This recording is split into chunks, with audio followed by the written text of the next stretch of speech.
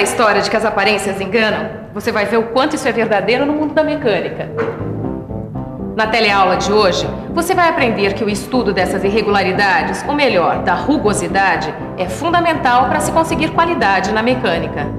E agora atenção, porque a nossa teleaula já está começando.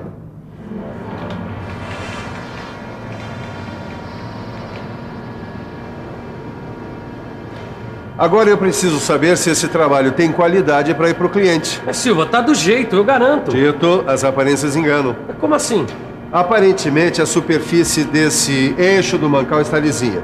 Agora, nós precisamos saber se ela está apropriada para o tipo de função que ela vai desempenhar. Eu acho que eu entendi. É por isso que as exigências de acabamento da superfície externa, da tampa e da base do mancal são menores. Porque a função desses componentes não pede que eles sejam tão lisos. Exatamente. É isso aí, Tito. Aliás, é fácil encontrar essa mesma relação ao nosso redor. Aqui perto da fábrica, logo depois do viaduto, usaram um tipo de asfalto mais áspero do que o normal, que é para facilitar a freada dos carros que vêm descendo. Para essa função, o melhor é que o asfalto não seja nada liso.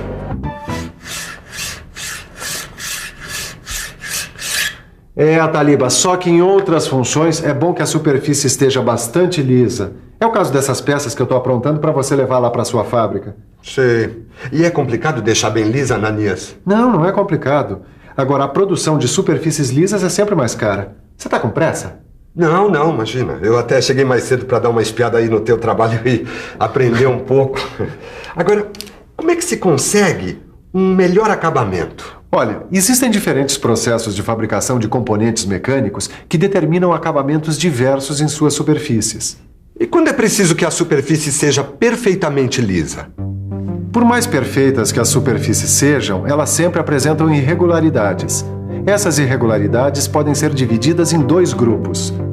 Os erros macrogeométricos são erros de forma que podem ser verificados usando instrumentos convencionais de medição, como micrômetros, relógios comparadores e etc. E como acontecem esses erros? Durante a usinagem, as principais causas dos erros macrogeométricos são os defeitos em guias de máquina-ferramenta, os desvios da máquina ou da peça, a fixação errada da peça e a distorção devida ao tratamento térmico. Sofia, e qual é o segundo grupo das irregularidades verificadas nas superfícies das peças? São os erros microgeométricos, conhecidos como rugosidade. Rugosidade? É um conjunto de irregularidades, quer dizer, são pequenas saliências e reentrâncias que caracterizam uma superfície. Essas irregularidades podem ser avaliadas com aparelhos eletrônicos como esse rugosímetro aqui. E qual é a importância da rugosidade para a mecânica? A rugosidade tem um papel fundamental no comportamento dos componentes mecânicos. Ela influi na qualidade do deslizamento, na resistência ao desgaste, na possibilidade de ajuste do acoplamento forçado, na resistência oferecida pela superfície ao escoamento de fluidos e lubrificantes, na qualidade de aderência que a estrutura oferece às camadas protetoras, na resistência à corrosão e à fadiga, na vedação e também na aparência. Quase que não dá para imaginar a mecânica sem a rugosidade, né? Mas, Sofia, o que é que define as características de rugosidade de uma peça, hein? Bom, as imperfeições nos mecanismos das máquinas-ferramenta, vibrações no sistema peça-ferramenta, desgaste das ferramentas e até o próprio método de conformação da peça. Tá bom, mas o que é preciso saber para avaliar a rugosidade de uma peça? Primeiro, é preciso conhecer os termos e conceitos básicos que definem uma linguagem apropriada.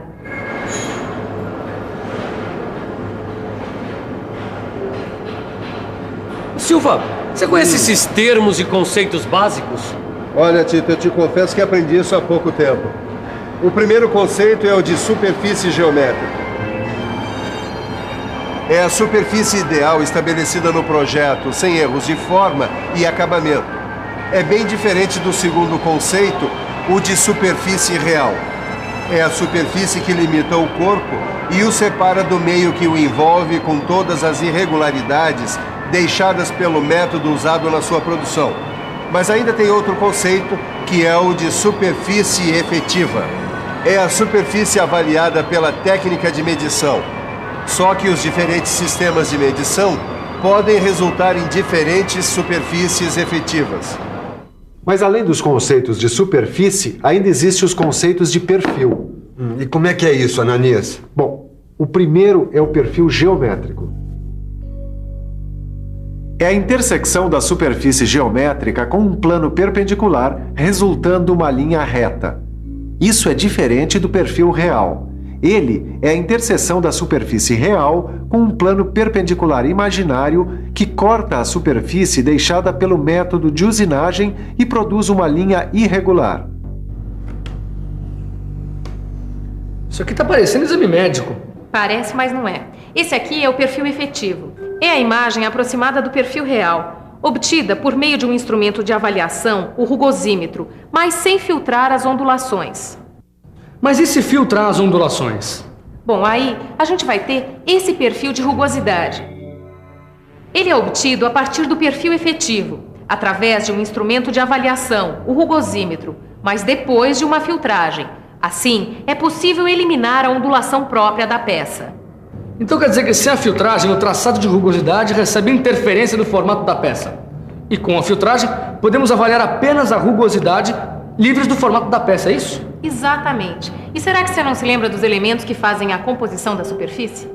Lembrar eu lembro, mas... Vamos pensar um pouco?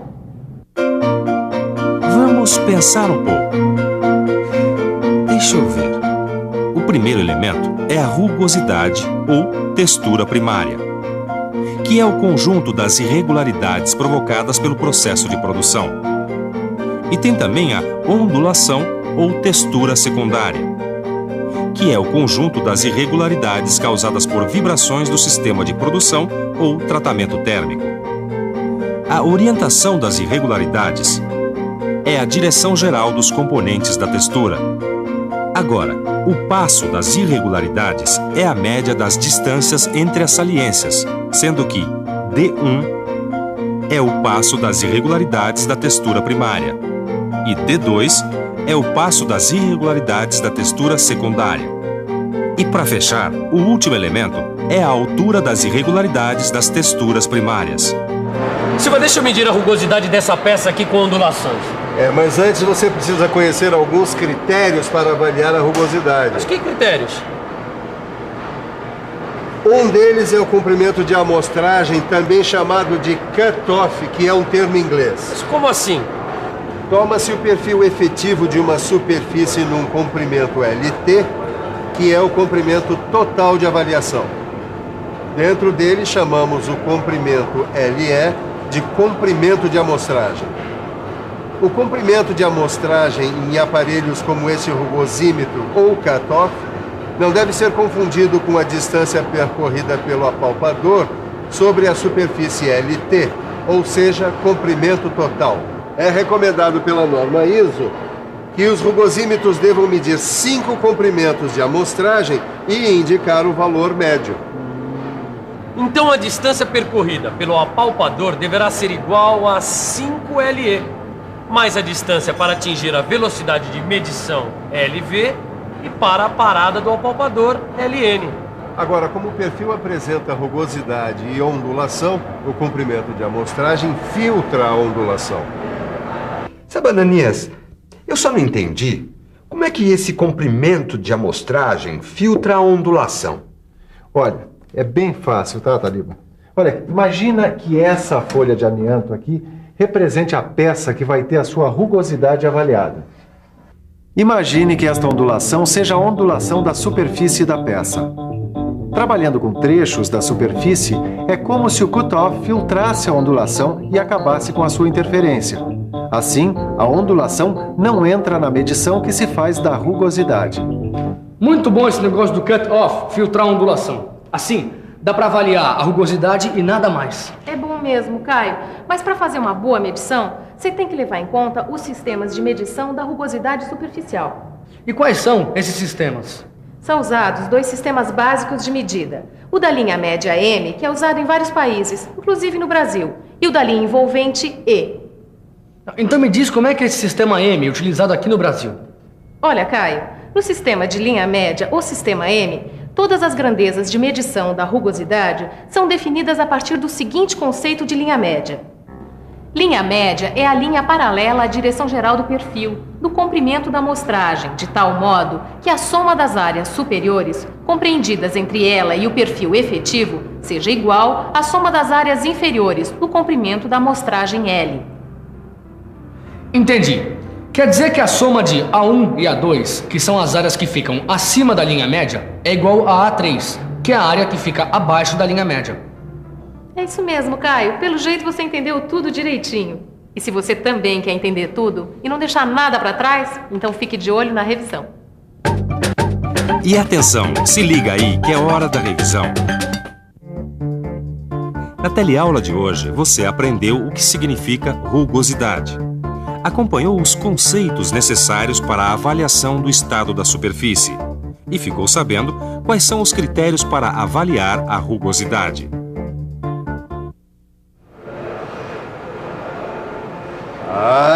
Agora sim essa peça tem qualidade para ir para o cliente. E você também quer conseguir qualidade mecânica? Então resolva todos os exercícios de rugosidade que estão no seu livro de estudos. Até a próxima. Até lá!